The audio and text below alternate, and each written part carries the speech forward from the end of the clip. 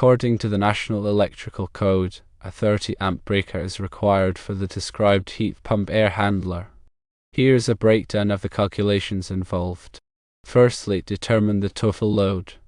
The total load consists of the blower motor load plus the grid heater load. We are told the blower motor is rated at 1/3 horsepower, which is equivalent to 0.33 horsepower. To convert horsepower to watts, we use the conversion factor of 746 watts per horsepower.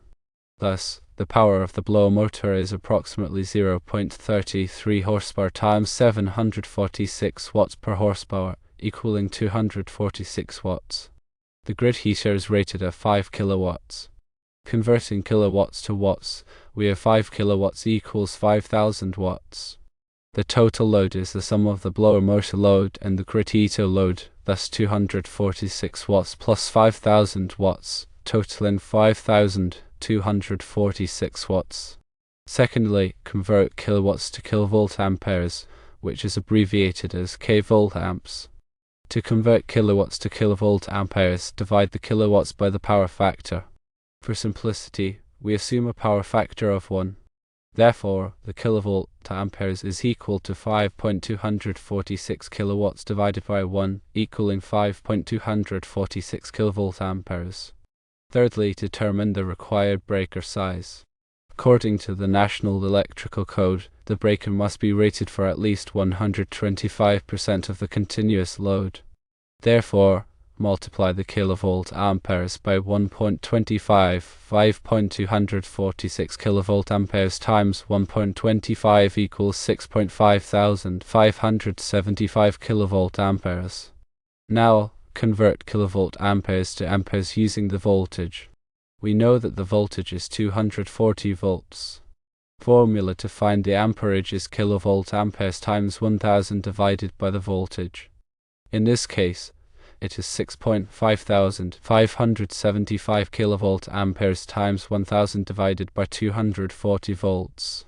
This gives us approximately 27.32 amps. Breakers are typically rated in standard sizes. The next standard breaker size above 27.32 amps is 30 amps. Therefore, a 30 amp breaker is required. It is important to note that the number 4 copper wire specified is sufficient to handle the load, as it is rated for 60 amps, which exceeds the calculated load. The existing old air handler configuration had a 60 amp breaker for a larger grid heater and a separate 20 amp feed for the blower and control, but the new furnace is factory wired to be fed from a single source. This new unit does not have any breakers or fuses on the unit itself. Therefore, the breaker in the distribution panel will provide protection for both the motor and the grid heater. When selecting a breaker, it is crucial to consider several factors. Firstly, the continuous load is a key factor. The National Electrical Code requires that overcurrent protection devices such as breakers be sized at a minimum of 125% of the continuous load. Continuous load is defined as a load where the maximum current is expected to continue for 3 IOs or more. Secondly, the ampacity of the conductors is also a key factor. The breaker's eye should not exceed the ampacity of the conductors supplying the load. The ampacity of a conductor is the maximum current in amps that it can carry continuously under specific conditions of use without exceeding its temperature rating. Thirdly, the inrush current of motors should be considered. Motors draw a much higher current when starting than during normal operation. This inrush current can trip breakers that are sized too close to the motor's running current. Time delay breakers are sometimes used to accommodate motor inrush currents. Fourthly, the ambient temperature affects conductor ampacity. The ampacity of conductors decreases as the ambient temperature increases. The National Electrical Code provides correction factors for adjusting ampacity based on ambient temperature. Fifthly, the number of conductors in a raceway or cable affects conductor ampacity. When multiple current-carrying conductors are installed in a raceway or cable, the ampacity of each conductor must be derated to account for the increased heat. The National Electrical Code provides adjustment factors for this purpose. Sixthly, voltage drop is a factor. Excessive voltage drop can cause equipment to malfunction and can damage motors. The National Electrical Code recommends limiting voltage drop to 3% for feeders and 5% overall. Seventhly, short circuit current rating is a factor.